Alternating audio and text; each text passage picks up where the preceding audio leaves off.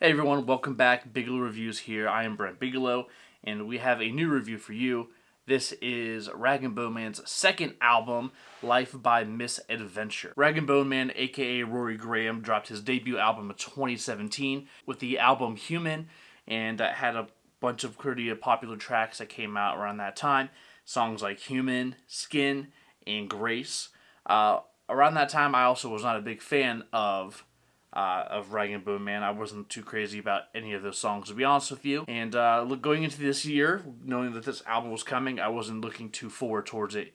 Anyways, I wasn't on my radar. I wasn't caring about it too much. But thankfully, I took a listen, and it's a pretty decent album. There's a few songs on here that I do enjoy. Some of my favorite aspects of Rag & Bone Man actually is Rory's voice. His voice is, no pun intended, his voice is very ragged. It's a very rough, loud, and boisterous, and booming, bombastic, and it's like his voice is almost like dressed up sandpaper. It's that rough. Like I said, this album really wasn't on my radar going into 2021, but a few of the singles that came out that were relatively good and they caught my ear and I really wanted to take a listen to it. One of my favorite tracks for the first half of the album is Fireflies. It has a beautiful sounding acoustic guitar. It's bright, light, and crisp, and honestly that sound travels throughout the entire album too. The acoustic guitars just sound so great, along with most of the instrumentation as well. The album sounds amazing. The following track, Breathe in Me, has basically the same quality as the Fireflies, just not as good,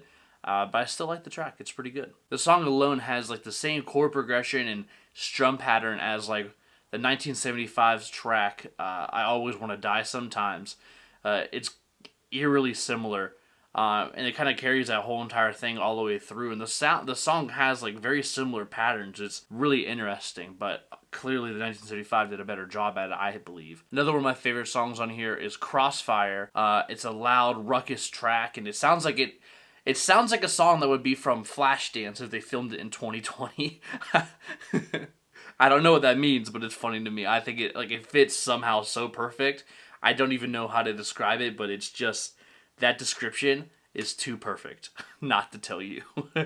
The song itself is about wanting to change the world and not wanting to wait for other people to do it. They're like, there's problems around here, it needs done, I'm gonna do it. Forget y'all, I'm not waiting. All You Ever Wanted is another really loud track backing up after this one. It also sounds, I don't know what it is with the comparisons to the 1975, but this one also sounds like the song People. Like the very first 10 seconds of this track just sounds like that song.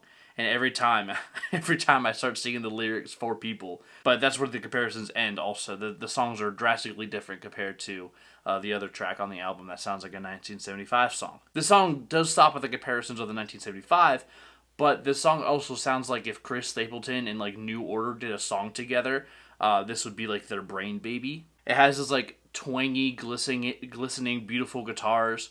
Has that like really rough and gruff, country-like singing voice. And then it has these like bass lines to carry it out. That sounds like something Peter Hook would have wrote.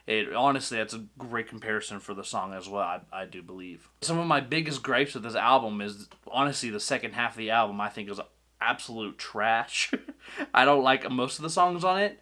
On the second half, I kind of find it to be a snooze fest, but the very first half is top notch. It's really, really good. One of the songs I don't like on the second half is a track called Time Will Only Tell. It has this blues and like neo soul feel to it. It just doesn't quite fit Rag & Bone Man's voice very well. It just sounds very awkward to me. I would say the album, if the first half is, like I said, is top notch, second half is doo-doo.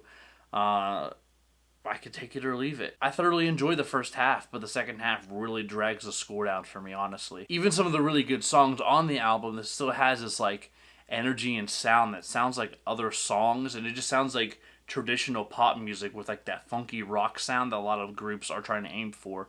But it just kind of sounds run-of-the-mill and sounds like something that I've already heard, even though I do enjoy the songs on here, which is really frustrating because it's really good stuff I've already heard before.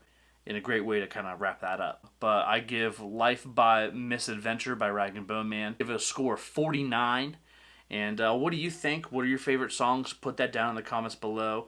Like, share, comment, all that stuff.